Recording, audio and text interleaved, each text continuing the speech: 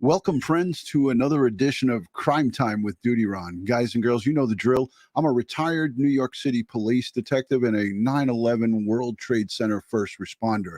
If you like all things true crime related from the police detective's perspective, hit that subscribe button, hit that notification bell, so you'll get all things DutyRon when I go live or upload another video. Hey, guys, today we're going to talk about the breaking news that came yesterday in the Naomi Irion case. Defendant Troy Driver. This is the perpetrator that we all love to hate. He did us all a favor and took his own life in prison. I'm not an advocate for this kind of stuff, but I'd have to tell you, if it was going to happen, it couldn't have happened to a better person. But I feel like it was the coward's way out, and I wanted to come live with you guys tonight because, again, we want to see justice served in all of these cases. And unfortunately, in this situation, he was afforded a window of an opportunity, and he decided to take his own life. Again, you don't like to report on things like this, but this is unfortunately what we have going on. Just by a show of hands in the chat, how many of you guys have been following this case? Now, this Naomi went missing on March 12th of 2022 out of a Walmart parking lot. She was going to work, 18 years young, going to work at Panasonic and waiting to take a kind of it was like a bus or of some sort that would pick them up and kind of bring them from that parking lot to the place of her employment. And Troy Driver was sitting and laying in wait. We have a video of it, and it's pretty chilling when you see it. He actually was watching her. And my two guests that I have on, one, Anthony Ganji, who's a corrections expert. We're going to talk to him about care and custody of inmates. And I also have retired Special Agent FBI from the FBI, Jennifer Koffendorfer. She hasn't been on with us in a little while because she's been very busy, but she has covered this case extensively along with Brian Enton on News Nation. So we're going to get into it with them. But I want to say thank you to the Patreon supporters, the channel members, the folks who positively engage. All of you guys are what makes this a great place. And I also want to give thanks to the moderators and replay viewers. You guys are awesome as well. So thank you for being here. And again, there's no nice way to talk about this, and Troy Driver, innocent until proven guilty, but the amount of damning evidence against Troy Driver, and I'm going to just remind you guys, I'm going to play some of it for those of you who don't know about this case. He went about this crime in such a calculated fashion. He changed tires. It's alleged that he changed tires on his pickup truck of his vehicle to try to evade detection. And he also took the victim's cell phone and discarded it. All of this stuff was recovered, but he took her out to the desert, shot her 2 times, once in the chest and once in the head, and buried her in a shallow grave. And Naomi didn't stand a chance against this real predator. This guy was a predator, and he has a long criminal history. He was at 18 years old on the board with a murder under his belt, and somehow, don't ask me how, he was able to get out and at age 42 commit this heinous crime against the innocent 18-year-old sweet young girl. It's just a horrible, horrible situation. I want to play this little piece for you, and then I'm going to have both my guests join me. But this was the breaking news from August 6th. Again, I was in Connecticut with the missus celebrating the birthday weekend, so I didn't get a chance to catch this until I was home. So that's why I'm a day late. News. This is breaking news. Breaking tonight, just under 2 hours ago, the Lyon County Sheriff's Office confirmed to us that Troy Driver, the suspect in the kidnapping and killing of Naomi Irion, died of self-inflicted asphyxiation while in custody. The sheriff's office says that deputies in the Lyon County Jail were conducting routine hourly cell checks when they discovered 43-year-old Troy Driver unresponsive in his cell just after 6:15. Despite deputies and then medical personnel performing life-saving measures, Driver was pronounced dead on scene. Police say preliminary details indicate Driver's cause of death was self-inflicted asphyxiation. They say he was housed in a maximum security cell and had no contact with any other inmates. As we've reported, Driver was arrested in connection with the disappearance of 18-year-old Naomi Irion, who was last seen alive in the Walmart parking lot in Fernley on March 12th of last year.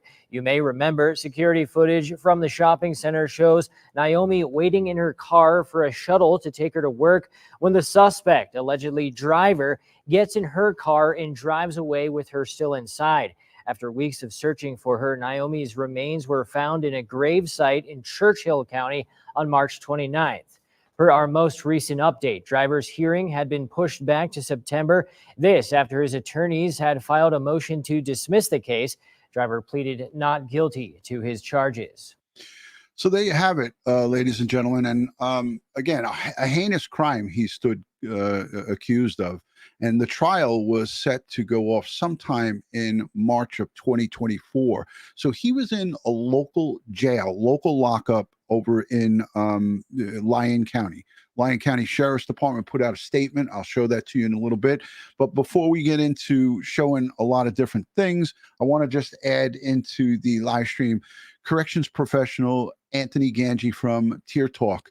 He's a great friend of Crime Time with DutyRon, and I welcome you. Hey, Anthony, how are you, brother? What's up, brother? What's going on?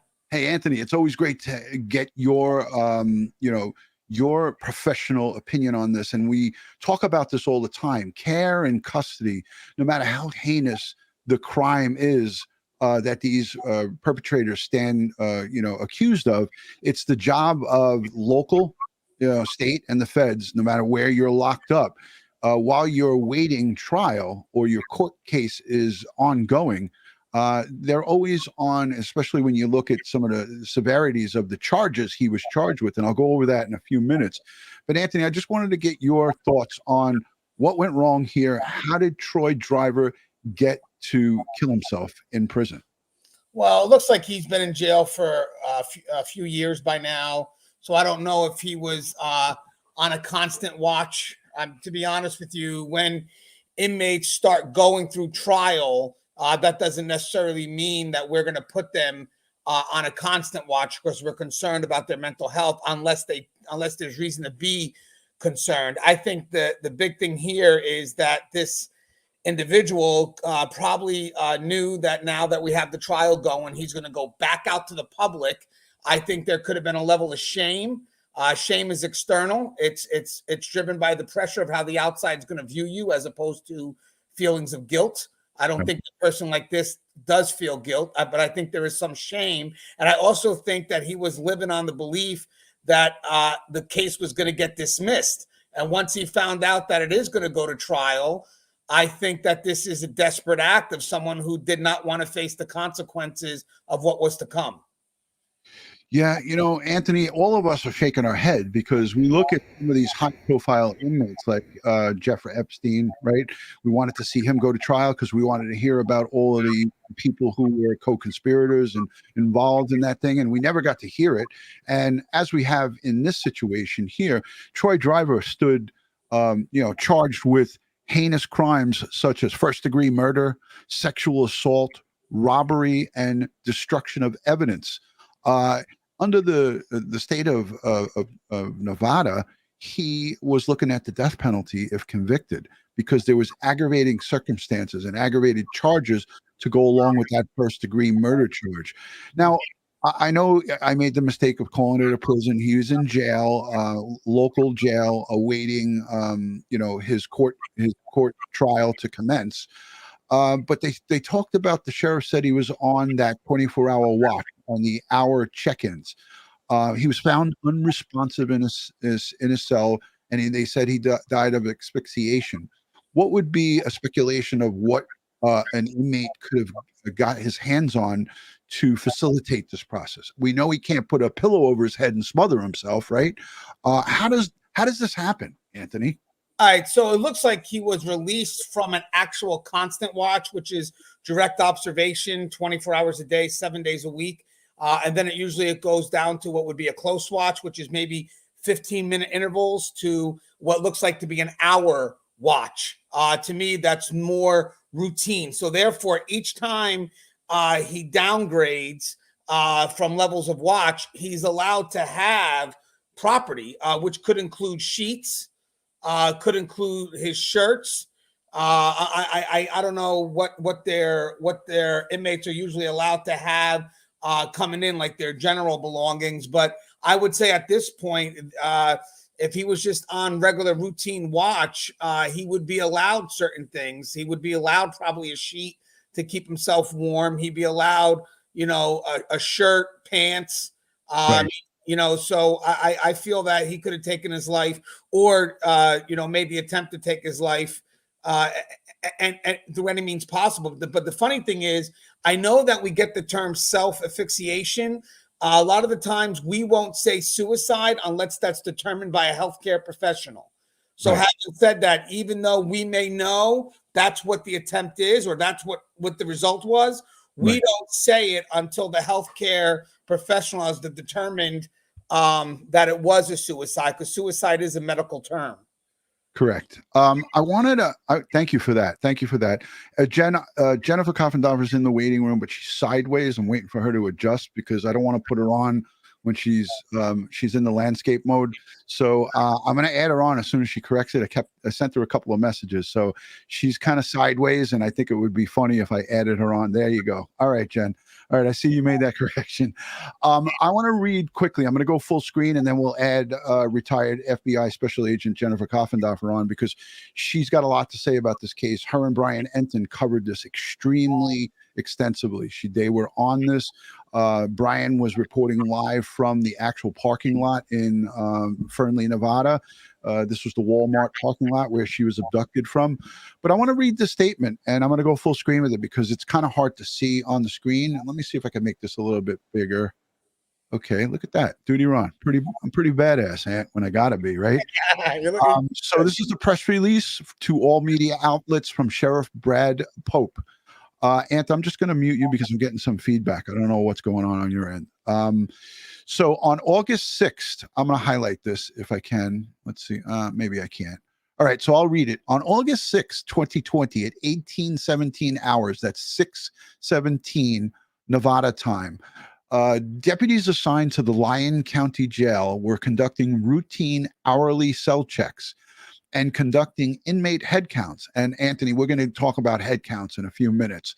I used to have to wait so long when there was in the middle of the account, and I would always try to get to the facility either before or after they did their count.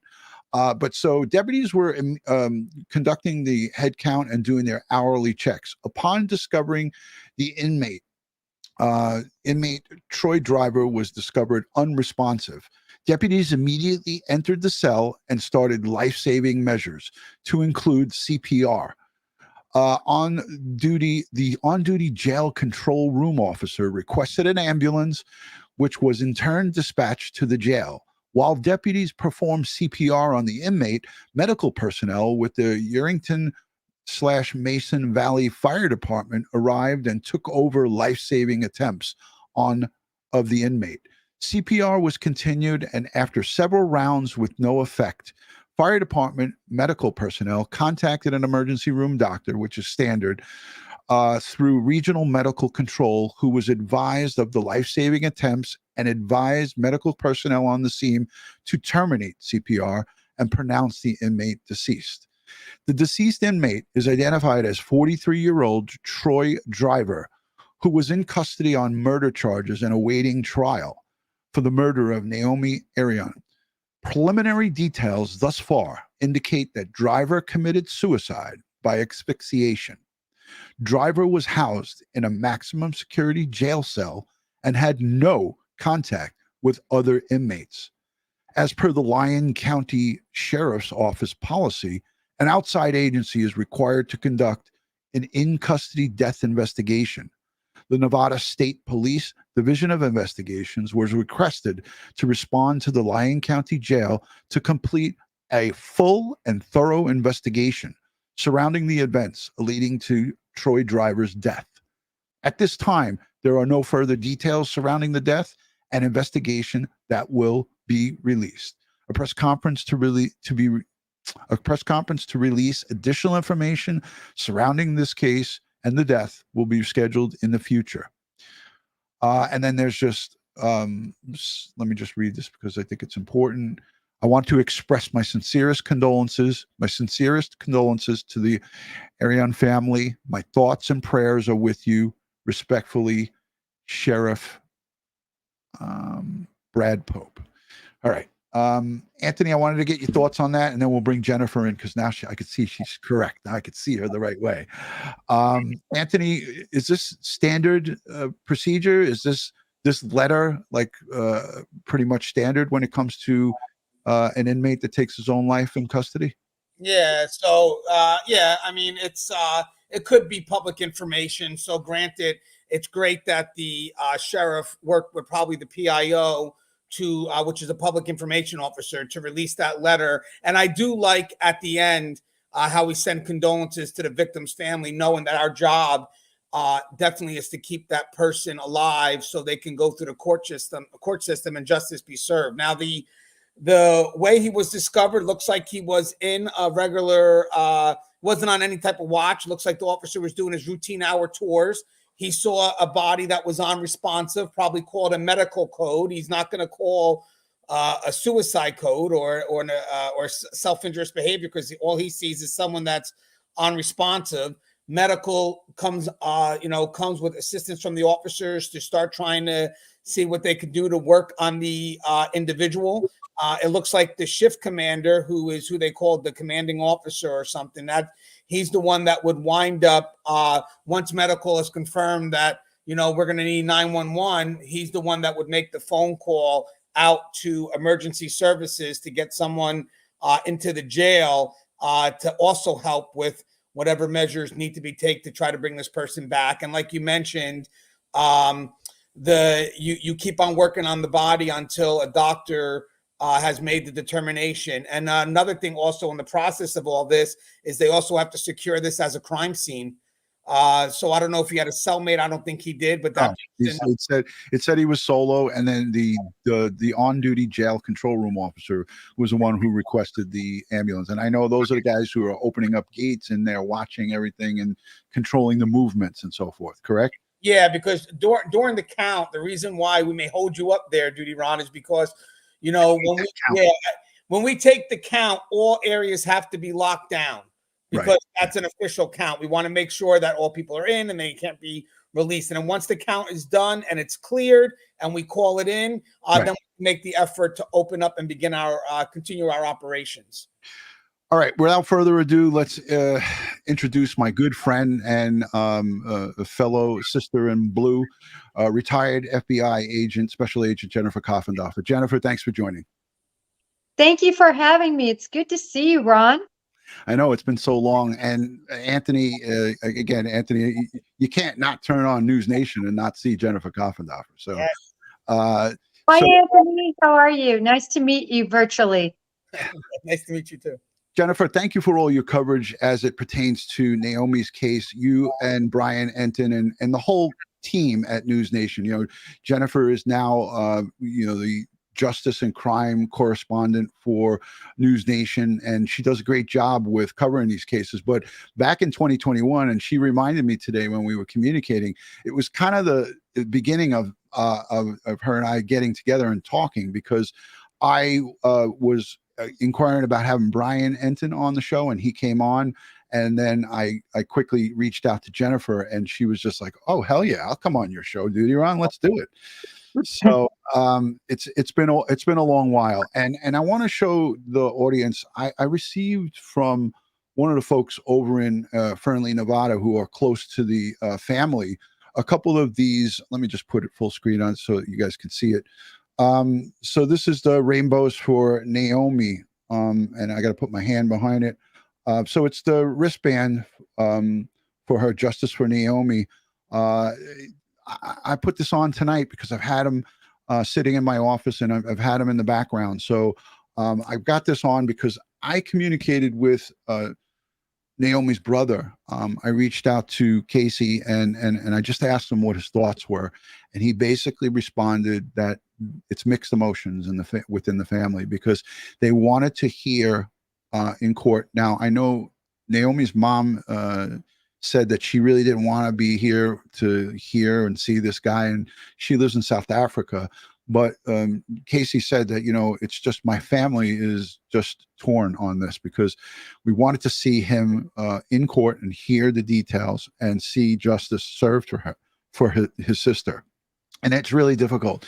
But Jen, I wanted to go to you for a second, because, you were there with, I know you were remote with Brian. He was boots on the ground outside of the Walmart parking lot. And you did a couple of really great live streams and videos on personal safety as it pertains to Naomi, because she was on either TikTok or Snapchat. I don't remember the platform she was on, but it was verified that I think she was on TikTok, and she had her head down in her phone, and he came up and caught her by surprise. So I wanted to get a little bit of your take on this, as you were covering it during the course of this, and how it pertains to everything that we do with personal safety. Yeah, certainly. So, yesterday I just had a class of young women who are headed off to college. And one of the big things we talked about is reducing the possibility of being attacked. And one of the ways you reduce that is by not being alone. And if you are alone, is being in what I call the color yellow, where you're really paying attention to what's happening what's happening around you, behind you, beside you, kind of like when you're driving. And unfortunately, and of course, this isn't about anything that Naomi did wrong, but rather about what we can do in hindsight, to prevent somebody else from suffering such a fate. Was her looking at her TikTok, as you mentioned. But I think even more than that, which is so tragic, is she was just a kind soul and naive, I think, to really the treacherous nature of somebody like Troy Driver, who was a complete predator, as you opened up your show with, who really just digested harming others wholly. And that's what he did with Naomi, just a true victimization. And it's just one of those cases that just breaks your heart. Absolutely, Jennifer. Again, like I said, this was an 18-year-old young adult. She had a whole life ahead of her. She left South Africa to come back here to try to be independent, and she was living with her brother. And Casey had a whole lot of guilt behind this, because he felt like he let his little sister down, and this was early on. And I watched Brian Enton sitting at a picnic table with Casey, the mom, and her sister, Tammy, and they were all sitting at this picnic table. And Casey had his head down, and he was just so upset with himself. But fast forward to today, he knows that he couldn't have prevented any of this. It was something that happened in the morning. This guy was laying in wait for her. But let's go right to Anthony, because I have a couple more questions, Anthony, for you, as it pertains to corrections and the executives who are running this county jail. It looks like on all fronts, it looks like a small local jail. Lyon County Sheriff's Department, Brad Pope. Our head's going to roll on this one for this guy being able to successfully take his life in custody. Well, you have the spotlight now on a small jail, which no one wants. So again, they have to review what happened. They got to have the investigation, and they really should wait until there is a determination from the investigation before all judgment is passed. I mean, sometimes you get people in higher positions that feel the pressure from the public, and they decide to CYA. And what they do is they think they can remove themselves from the situation by just being strictly punitive without understanding what truly happened. I think what they need to do now is kind of review the video, look at the investigation, and if the officer was doing his rounds within the hours that he's supposed to, and he documented it, and you could clearly see he's doing his rounds, then I mean, I'm sorry, in between the hours, if inmates are motivated to take their own life, they're going to find a way to do it. I mean, that's just, we're lucky most of the time when we catch it from somebody who truly is motivated, because they may not show the signs, or it could be something impulsive. He could have got a phone call that day that could have said something, and all of a sudden, within the next moment, his demeanor, totally changes, and it just wasn't caught by staff. And I do want to mention to the audience out here, because I just love your audience. I want to let them know that suicides do affect our staff. I mean, one, it's our responsibility to keep that person alive. So if there is a failure, we're also concerned about our jobs. Will we have a job in the morning, outside of the fact that it's still a human life? I mean, we are concerned with, will we be able to keep our job after all this has happened? So, to be honest with you, it's going to be tough. The facility has to go through the investigation, and then they have to make whatever determinations are needed after the investigation is done. But it looked like here, the officer was doing his rounds. He saw the body unresponsive, called the medical code, had instant assistance, called for outside help. So on the surface, it looks like we did what was supposed to be done.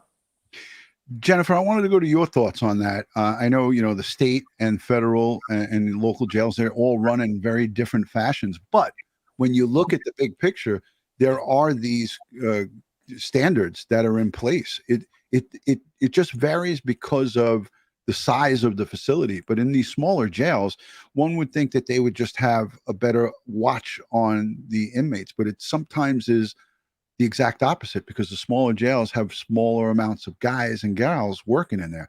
But I wanted to see if you had any thoughts on, look, I mentioned Epstein early on and some of these higher profile cases, that really set off a whirlwind of speculation on whether he in fact did kill himself or somebody killed him.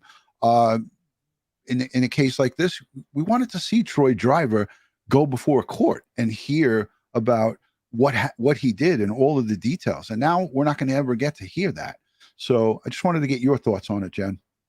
Well, I agree that administratively, there's certain parameters in terms of watching these guys. And those are set up, as mentioned by Anthony, basically based on what kind of a level of security is required based on what they know about the inmate. And as long as that was adhered to by the staff hasn't done anything wrong. So in my opinion, Troy Driver took his life, and the jailers that were in charge of him should not be held responsible as long, again, as they were within their administrative protocols and standards that were set. Yeah, I tend to agree with that. And I'm just trying to play devil's advocate here, because, a lot of people in the chat, and I'm going to go to the chat in a few moments. I want to say thank you to everybody who is here that's engaging. I see some great questions in the chat. Here, Gayla Dennison, who is a great friend and fan of Crime Time with DutyRon, she said, "Hey guys, I'm not shedding a tear for Troy Driver, only his victim." And I would say victims, plural, because not only is there the victim here, Naomi, whose life was snuffed out early by this scumbag, but we're talking about her family, her friends, her community, her co-workers, her teachers who schooled her in her younger years. Everyone who has touched this young lady's soul is affected by it. So it's the victims run very deep here, that are left behind. And we are now looking at a situation where Troy Driver took the coward's way out, in my opinion. And people, listen, I get crucified for this all the time, but when I see an inmate take his or her own life, I look at that as the coward's way out, because when the walls start closing in on you and the evidence starts coming out, a lot of these guys and girls say to themselves, I'm not going to spend the rest of my life in here. And they make that, horrible decision to take their own lives. But again, I went right to Naomi's brother and asked him the question tonight. And he said that we have mixed feelings. So again, I send strength and prayers and positive vibes to the entire family and all the friends. And listen, I would be remiss if I didn't mention Rocky Pastorino.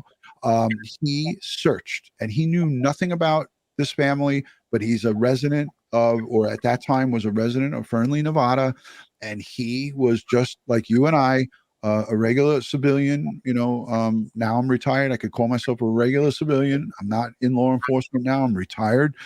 He took it upon himself to go out there and get 300 or more people to search on any given day for Naomi during the course of the time. Now, let's not forget, March 12th, she went missing. Her body wasn't recovered till the 29th of March. So Rocky and the crew were out there, including Naomi's brother, Casey, searching every weekend, every day out there. So those are the silent heroes when you look at this stuff, and people that were out there and volunteering their time, and those 300 plus people. I tip my cap to you guys and girls, because you guys were out there in the middle of the desert looking for Naomi. So we can't forget that. I wanted to play a little piece here, because this piece that I'm about to play is older, and it shows Diane, Naomi's mom. She is on a Skype interview with Court TV, and she makes a couple of really heartfelt pleas. And I want you guys to listen to this. This is early on. I only want to play it because it gives us a little bit of background on this case. And then we're going to come back to Anthony, because Anthony's got limited time here. I promised him 30 minutes, and we're at 30 right now. So he doesn't care. He's like, it's okay, DutyRon, just do it. So I want to play this piece. This is some closing arguments. It's older, but I think it's important that we listen to this. So hopefully it'll play. I've been having some issues with getting my screen to share, so let me try it again. Freaking StreamYard, you got to get your stuff together here. I updated the app, and this is what happened to me. I get the spinning wheel. All right, here we go. Listen to this. Welcome back to Closing Arguments. I'm Michael Ayala, in tonight for Vinnie Politan, and tonight we have new details in the tragic death of Naomi Irion. Police have revealed what they believe to be the cause of death, and more on that in a minute. But first, Vinnie Politan gets us caught up on the case. On March 12, 2022, at approximately 05:09 hours, Naomi parks at the Fernley Walmart. At 05:24 hours, the suspect approaches Naomi's vehicle. And at 05:25 hours. What you're looking at is allegedly Troy Driver in the parking lot of the Walmart. This is at 5:30 in the morning. Correct me if I'm wrong, Jen, around 5:30-ish. And he is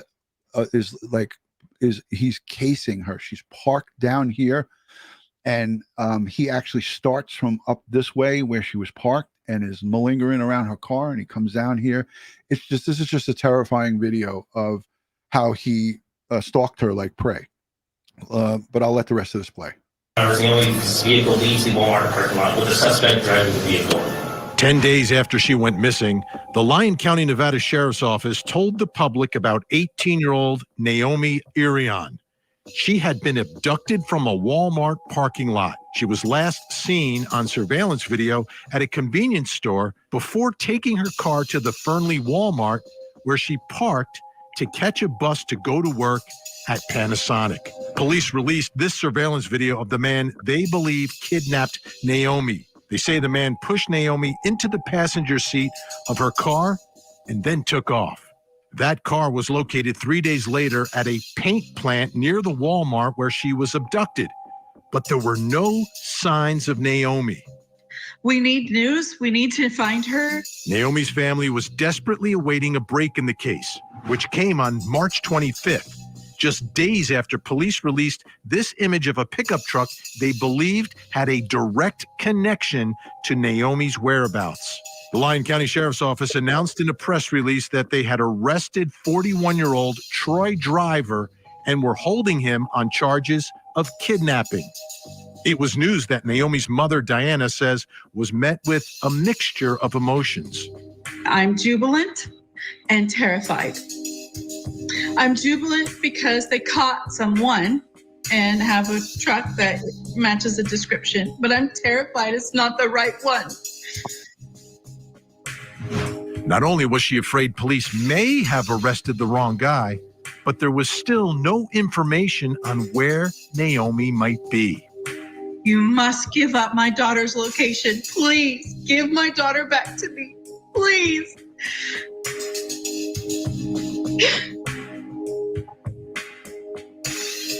Unfortunately, So I wanted to show that because these are the true victims here. This is her mom, and that was heartbreaking to listen to that. They now have this guy who took his own life. And again, in this, I'm going to link this in the description. You could watch the full thing. It's like 15 minutes. I'm not going to play the whole thing here, but if you listen to what this woman has to say, is she didn't want to face this guy. She didn't want to see him again. But the rest of the family did. They wanted, and they did go into court, and they did face him subsequent to this. So after this interview, she got the strength up. She came from South Africa, and she stood in the courtroom for some really rocky roads. It was like a roller coaster ride, because the Judge Lori Mathias, she said that she would release Troy Driver on $750,000 bail with an ankle monitor, and I had to check in, and all you had to do is come up with half of that, I believe. And that to me was just the most ridiculous thing I've ever heard in any of these cases. And I made parallels to Diamond Alvarez, who was a 17-year-old girl in Houston, Texas, who was shot 22 times in the back and left in a open field by her ex-boyfriend or ex-friend. And then he spit on her. And that's how they got his DNA from his spit. He spit on her after he shot her. They gave him a bail and released him with an ankle monitor. So it was despicable. At the same time this case was going on, I made the parallels, and it was disgusting. But Jen, I wanted to get your feelings on that. This is what I'm talking about. These are the real victims who are here and have to live with this for the rest of their lives. That was her mother. Yeah, it's so true. And really, all the Irion family really came together and helped solve this crime. Initially, law enforcement did not go into the Walmart and get the video. Casey. And her brother did. Yeah. And how amazing was that he just took the bull by the horns. He knew this wasn't his sister didn't run away. He knew she was very reliable. He knew something went terribly wrong.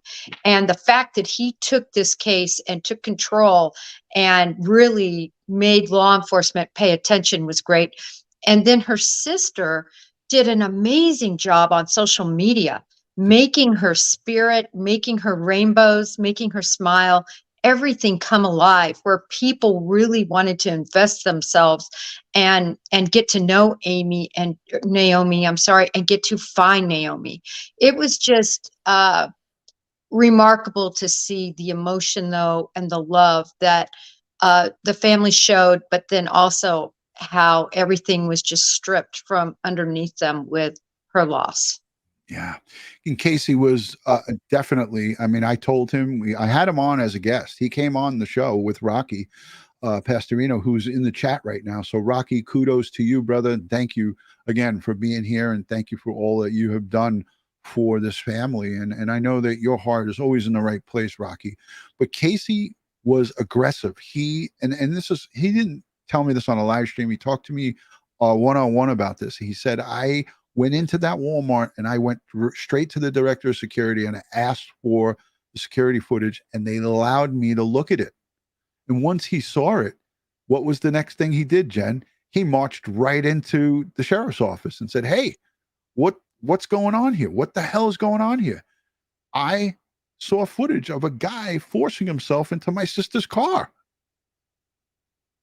That freaked me out. Ed Wallace and I did a live about it. And and again, as everybody knows, I'm a big supporter of the blue. I back the blue. I am a huge, and Jen, I know you are, and Anthony, I know you are. But when things like this happen, we have to be fair and biased. We have to cover all sides of this stuff. And when a mistake like this happens, we were shouting from the rooftops about it. Ed Wallace and I actually I've never seen Ed so angry about this. He was shouting from the rooftops about this. And it's like, are you kidding me? The victim's brother had to go in and do the detective work. And it was many days after she went missing, as I recall it. It was many days. I think it was like 3 or 4 days, or on the third or fourth day, he went in there. It was like a Tuesday or something like that, and he got this footage. But Anthony, I'm getting sidetracked here. I want to go back to the correction side of this thing. So Troy Driver takes his own life. An investigation will unfold, and why do they use an outside and they're talking about the state police. So in my eyes, that's not an outside agency. That's just an agency that's within that state that has nothing to do with that jail. But could you describe for the audience why they do this, and is this commonly done in all jurisdictions? Yeah, I mean, you got to keep things objective. So having an outside agency actually will help us, provide some integrity to the investigation. So, yeah, I mean, there'll be, is that you? No, Ron? that's not me. No. Oh, yeah. So it's objective. It actually adds to the integrity of the investigation. If there is a death, yes, some agencies will bring in outside agencies to investigate it along with their own internal investigation. Again, one cannot conflict with the other. Usually the outside agency will take precedence. The internal investigative division will work with the outside agency in regards to seeing if there's any administrative concerns as well. And then usually it goes from there. Right. I wanted to go to Jennifer and talk about when this happens on the Fed side. When you talk about an in custody suicide like this, who do the feds go to? Like here we have. Yeah, the feds also go to an outside agency, an OIG. They are not going to self-investigate something like this, and it has to be separate. Nobody would trust the results. Otherwise, people would question what really transpired. So no matter whether it's federal, state, or local, they are going to get an outside authority to come in and make those investigative findings. Yeah, 100%. And I did that for the benefit of our audience. I kind of knew the answer to it, but I just wanted everyone that's in the chat. So let's go, Anthony. I love that you actually are multitasking. You're actually here with us and engaging with the chat. So that's awesome. I love that you do that. I wanted to go to the chat. Hashtag Jennifer, hashtag Anthony, hashtag DutyRon. Put the hashtag in, put it in caps if you want to. This is the one and only time I'll encourage caps. Shout it to us. Your questions as it pertains to Defendant Troy Driver, found unresponsive inside his jail cell as of yesterday. So let me say thank you to the moderators and everyone for keeping this thing classy here. You guys are what makes this an unbelievably safe place for everybody. And again, I encourage folks, if you have nothing kind to say, just don't say it. And then that's not just here in this chat, but in all chats. If you're down in the comment section and leaving nasty comments as it pertains to any of these cases or guests and so forth, it's just not a good go here, because it's just an easy way to get yourself booted. Moon Lover says prayers for Naomi's family. Thank you, Moon Lover. I appreciate that. Rocky Pastorino is chiming in with, I appreciate everyone here supporting me. I didn't do anything. It was all community. Well, Rocky, let me correct you for a moment. You did a lot, and you got that community that you're talking about rallied up, and it takes a leader to rally people, and you did it. You grabbed the bull by the horns and you kicked ass. So good for you, Rocky. I know that you're not a guy that likes to pat yourself on the back, but let DutyRon do it for you. You kicked ass on this one. You did a great job. So let's look in and see. I guess everyone's being shy tonight. Hey, wait. Hey, dude. So someone said, how objective could other agencies be? Very objective. When they come in, I mean, I'm going to be honest with you guys. Agencies, I don't want to say it. I'm trying to make sure I say it the correct way, but everybody has someone they have to answer to. So granted, if there was something that wasn't done, and it was discovered and it gets covered up, someone else is going to figure that out along the line as each step questions the integrity of the investigators before it. So trust and believe. The investigations are usually done with 100% effort to discover any negligence that was done through the agency, or if there wasn't any negligence, stuff to clear the agency. But I believe that these investigations are done objectively, because in the end, there's always somebody that these agencies have to report to. And granted, you don't want those people discovering that you didn't do it at 100%. These are trusted positions, and you have a job to do, and you got to carry it out regardless of what that outcome is. Right. And I want to add to that. And I know, Jen, you might have something to add to this too, but I think where people are coming from, Anthony, in that regard is when you hear, and I tried to lead us into this, but I don't think we all picked up on it. What I was saying is, and I think what people are alluding to is that if they're going to truly use an outside agency, don't use somebody from within the state of Nevada. Don't use a state agency. Go to South Dakota and grab somebody from outside. And I know it's easier said than done, but this is what I think people are thinking, that to get a fair and impartial investigation where it's not people who are being paid by the state. They're not, look, this is the county jail is the county. It's separate from the state, but it's all funded together. We all know how this goes, right? So, you could go for a federal investigation if there's a concern with the state, but I wouldn't have another state come in. I think at that point it could be referred even to the Department of Justice if there is some level of negligence that has to be discovered. Well, Anthony, we had the Civilian Complaint Review Board, and I believe we still have it in New York City, right? They were not being paid by the NYPD. And it was an all civilian group, no police, no law enforcement, and they were investigating allegations of excessive force, not corruption. Corruption was done by Internal Affairs, but Civilian Complaint Review Board was they were very critical on everything, and they were not being paid by the NYPD. And I think that's what we were looking at. Jen, any comments on that? Not really. I think I think no matter who comes in, as long as they're truly a separate agency, they really do a separate job. But I got to tell you, DutyRon, my mind was wandering a little bit off of that point and onto the safety issue with Naomi. In other words, I was thinking about when she got taken away, a takeaway that I could give individuals if they ever found themselves in a situation like this, where they're in the parking lot and somebody forces their way into your car, that it's really imperative that you drive your car off the road, you cause an accident with yourself, I mean, not including other people, but you find a way to exit that car.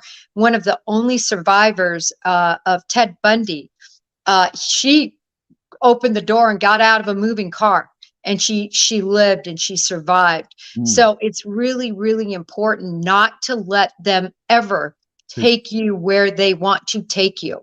Right. And especially if you're the driver, you have so much control. Even if somebody has a knife on you, even in this case, there possibly was a gun on her, there is control that can be done if you're in control of that car. And even if you're not, there's distraction methods, and get out of that car. So my mind was wandering to that, thinking of Naomi. Absolutely. And, you're 100% correct. Drive that car away.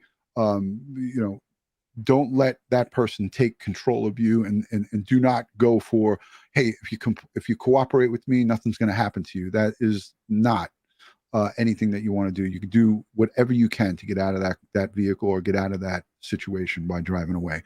Monique sends in a question, #DutyRon, #Jennifer. She puts Michelle. I don't know why. Maybe you look like a Michelle to her, Jen. It's rumored out there locally that Troy Driver could possibly be a serial killer. What are your thoughts? I don't really have any thoughts on that because, again, he's not here anymore. And I don't think that, I think that we looked at his criminal history. He was collared at 18, I believe, for murder, right? As early on in his career. And then fast forward here to 41, he's doing it again. And there goes the theory of like, you know, you did your time and you're going to be rehabbed and you're going to be a productive citizen. It doesn't always work, folks. It does work, but it doesn't always work. It's not 100%. So, yeah, I mean, is it possible? Yeah, I haven't really studied his criminal history. I want to say thank you to a couple of people who just put in the chat, hey, I don't have any questions, but I'm here to support. So thank you for that. I think that was Doodlebug. Thank you for your support. So many people in the chat chiming in. Emily says, yes, avoid that second location. Yeah, 100%. I want to play another piece and then we're going to end it. We're going to end it with, you know, just maybe a couple more questions and so forth. But this was from News Nation when her remains were recovered. I think it's important because they talk about how he changed vehicle tires. Jen, we could do probably a whole 2-hour live stream just about what Troy Driver did to try to evade detection in this case. And he buried her in a shallow grave out in the middle of nowhere in another jurisdiction. I have it written down here, but he took her to a different location, and his defense team was arguing that how could you try him in this county when in Fernley if her remains were recovered outside the county. And I believe that this crime, obviously we all know, occurred in that Walmart parking lot. That's when it started. That's when that command and control and that robbery, the charge of robbery is him taking her vehicle, right? And taking off and driving off with her. But he committed the rest of that crime outside of that jurisdiction, but it's where it started. And they were trying it, and his defense team tried really hard to argue that point, and it didn't work out for them. So let's just play this little piece. And again, it's old, but I want you guys to see this and hear it. And there's Streamyard giving me a hard time. See, Jen, you're not the only one that goes through these. I'm not. You're not alone. It happens to me all the time. I did this upgrade. You know, they always tell you, you have to upgrade the Streamyard. It's not an app, but you got to upgrade it for it to run right. And I upgraded it, and sure enough, it doesn't run right. All right, this is from News Nation, and it's over a year old, but this is when her remains were recovered. Let's take a listen. Of Naomi Irion, an 18-year-old woman who was abducted in a Nevada parking lot earlier this month. Joining us now for more on this breaking development is News Nation's Brian Enton. Brian, good to see you. And you are there covering this story when this discovery was made. The remains have now been identified. How did they find them? Yeah, this really is just heartbreaking, Ruta Bay. This all happened within the last hour. What we've learned from the Churchill County Sheriff's Office is that yesterday they followed up on what they called an investigative tip that took them out to a very, very rural part of the county. They found a grave site. They found a body. It was taken to the medical examiner's office, and today they were able to officially identify the body as Naomi's. You remember, we've been covering the story all week. She is an 18-year-old woman. She is the daughter of a U.S. diplomat. She lived all over the world and recently moved here to Nevada to live with her older brother because she wanted a more normal life. She was used to living on these American diplomatic compounds. She wanted to go to college. She wanted to buy a car. She wanted to have a boyfriend. And she was in the Walmart parking lot back on March 12th when she was kidnapped. There has been hope all along that she could possibly be found alive. But again, now this really is tragic news just within the last hour that her remains have been discovered. And you were there actually today reporting on Troy Driver, who's the suspect in her kidnapping.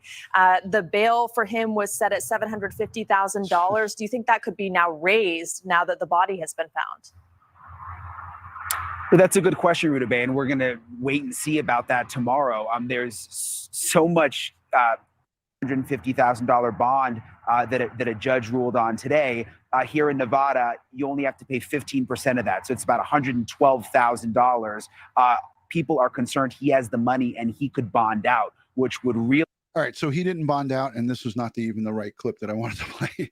But yeah, this just showed you him stalking in the parking lot. And that parking lot video was what was really instrumental in getting this perpetrator into custody, because it clearly showed him with his vehicle, and there is more to this video than we know about, obviously, and we'll hopefully maybe somewhere down the line hear a little bit more about that. But this recovery of this video is what was instrumental in putting Troy Driver into custody. Jen, any comments about that? Yeah, I think the other thing it really showed, though, was he knew she would be there. He had targeted that parking lot. He had targeted, I believe, her. This was a routine she took. This is where she met that bus and other people too. And I think he certainly preyed on that parking lot. I think that there's probably other surveillance of him possibly being there days in advance. I think that he knew this was the perfect location, the perfect victim at this particular moment. And it's really scary that predators are out there like that, but it's a reminder to the rest of us that we really aren't safe and that people are laying in wait and for these opportunities. I agree. And this is the 3-minute and 24-second video that was actually released. And this is as clear as you can get. At the top of your screen, I want to put my I'm going to put my mouse here, right where you see me wiggling this. If you pay attention in the chat to this area, she's just pulled her car in. So her car is parked up and in here. You can see the headlights right here. So her headlights are on and she's in that parking space. He comes out and is right here, right now. Just came out and is in front of her vehicle, or getting close to the front of her vehicle. And he walks straight into the front of it. You see him walk through these headlights. I don't know if you guys can see that on the screen, but he's right here where the cursor is. He's just standing there, just staring at her and just malingering there for an uncomfortable amount of time. And then he walks into these headlights and then comes forward here, comes out here, and then comes back. And then the rest of it cuts off, obviously, because they didn't want the public to see that, because it's all would have been part of the trial evidence and so forth. So, but this is compelling video, and it was recovered. I'm going to fast forward it. He starts moving now, and is walking towards us. You're going to see him come into the screen here and walk through through the headlights. Yep, right there. And you could see him slowly walking right past her car. She stops and looks back. And this is a truly evil, premeditated, obviously, like you said, Jen, he probably watched her routines. I would bet my pension that he watched her a couple of times do this before he acted on this. And then he goes and he walks away, his hood is up, and he's walking towards the camera here, and he's going to come into the screen here and then walk along this bush here. And when you did the live with Brian during the daytime, he actually walked right out to this location and showed this location, which I thought was fascinating, because you could see exactly where her car was parked and where he walked out to in the daylight. And this was very well lit, this Walmart parking lot. But you see he's got his hood up, trying to evade detection. And now he's looking back at the car. What a creep. Yeah, it was eerie going through that, because Brian literally walked through step by step Troy Driver's steps. Yes. And in the daylight, you can see this so clearly. Really, we've said the word predator, but it literally was Naomi was the prey and he was the savage. And you could just watch it as you saw parts there. Yeah. And what was interesting too, as well, is when Brian did that walkthrough, I believe that the Walmart, in the middle of his News Nation live, he was on his phone, I believe, or maybe he had his camera guy there with him. The management came out and said, "You're trespassing." And he was live with you at the time, and I was like, "What? This is a public parking lot. People go there to shop." He basically got kicked off. And Brian, who's such a complete gentleman, he was just like, "Okay, yes, sir." I couldn't believe that happened, but it did happen. He was basically asked to leave that parking lot. But he did show quite a bit of information on it. I will link that in the description. Anthony, I want to thank you for giving us that corrections inside. If you have anything additional to add to this, I would love for you to add it now. And I'm going to tell the people in the chat, I'm going to link in the description a link to Anthony's YouTube. It's Tier Talk. And did you rename it, Anthony, or is it still Tier Talk? No, it's still Tier Talk. Okay, so Anthony's channel is Tier Talk. You know where to find Jennifer Coffendorfer all over News Nation on Twitter. She's active on Twitter, and she's got a ton of information on her Twitter feed. So Jennifer, you can always find her there. Are you on any other social, Jen, or is Twitter your full-time spot? It's only Twitter. Twitter's enough. Yeah, you are quite active on there. Rocky, thank you. Rocky Pastorino, thank you. Phil, retired homicide detective, in the chat. Thank you, Phil from Police Off the Cuff, for hanging out with us. Yeah, Police Off the Cuff, great. I know, Jen, you've been on with me with Bill, retired homicide detective sergeant. Alexandria says, I love Jennifer. When will she be with Annie Elise again? So you must have went on to 10 to Life. She'll probably be on soon. Jen makes her rounds. But yeah, definitely check out. Annie will probably let you guys know when she's going to be on with her again. But yeah, I mean, wherever Jen is, she does a great job of representing justice and also supporting the victims and their families. So it's important. Can I make a shout out to Bill really quick? Of course. DutyRon. So this is my shout out. I can't remember where I was at. I think it was a tennis function. And someone commented that there were a couple people that were true crimers.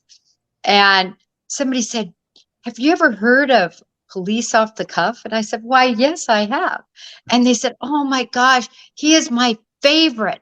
I just think he's amazing. Can you tell him I said so? And I said, absolutely. Next time I, intersect with him, I'll definitely let him know. So there is my shout out of the blue, clear blue in Texas. That was a comment. Outstanding. And Bill's going to be so thrilled because he watches all these replays in the morning. He's going to be so thrilled. I'm going to direct him to the last part of the show so he could watch that, and he'll probably play it over on a loop. Oh, somebody asked about me while she was at tennis. Somebody asked about me while she was at tennis. Somebody has. That's a great story. Thank you. If I may, everybody here wanted to know the mindset of a predator. I don't usually do this, but I did a show a while ago with Ann Salter. She's the author of a book called Predators. She's an amazing woman. If you look up Ann Salter and Tier Talk, we did a 2-hour discussion, and she will tell you in depth the mindset of sex offenders. She's an amazing woman with a history of that's all she dealt with from she was I think a psychiatrist, I believe. So you guys got to check, and her book is amazing too, Predators. Yeah, I'll look it up and I'll link it in the description. I got a lot of work to do after I'm done here. So, but again, on behalf of Crime Time with DutyRon and the guests I have here, Anthony and Jennifer Coffendorfer. Is it Coffendorfer or is it Coffendorfer? It's Coffendorfer. All right, I think I had it right. I just never correct anyone, but it is Coffendorfer. Cuomo says it so pronounced, like he calls you by your last name. He doesn't even call you Jennifer. He calls you Coffendorfer. What do you got to say? Well, and now he's actually put an article in front of it. So I'm now the Coffendorfer, which just cracks me up. He said the Coffendorfer is up, and I just always laugh. He's actually such an interesting and so talented, just engaging, I guess I would say, of a person. Yeah, and you're on his show quite a bit, and I think that the input that you give on his shows is always fascinating, always great stuff. So guys and girls, if you're not again subscribed and following her on Twitter, go check her out on Twitter and watch her on News Nation. She not just on Cuomo, she's on all of the different shows. Anybody that asks her to come on, she is. Listen, I checked in with her a half hour before we were going live tonight, and she was like, yeah, Hell yeah, DutyRon, I'll come on. So thank you, Jen, for always being available, and it's always a pleasure to have you on. Anthony, again, your insight is invaluable, and everyone go subscribe over on to Tier Talk. I want to just say to the to Naomi's family, to the Irion family, sending you again strength, prayers, and positive vibes from this community, Crime Time with DutyRon, and the entire people, all the community, all the people in this true crime community. We send you strength, and we're thinking about you guys. So thank you again for everyone tuning in. Thank you to the replay viewers. If you're not following me on all social media, one word, I made it easy, just DutyRon. Follow me on Instagram, Twitter, TikTok. Me and Ed are on TikTok. We're not swinging from a pole. We're giving you true crime content on TikTok. So check us out over there. I'll see you guys on the next one. And thank you for joining, guys. Good night.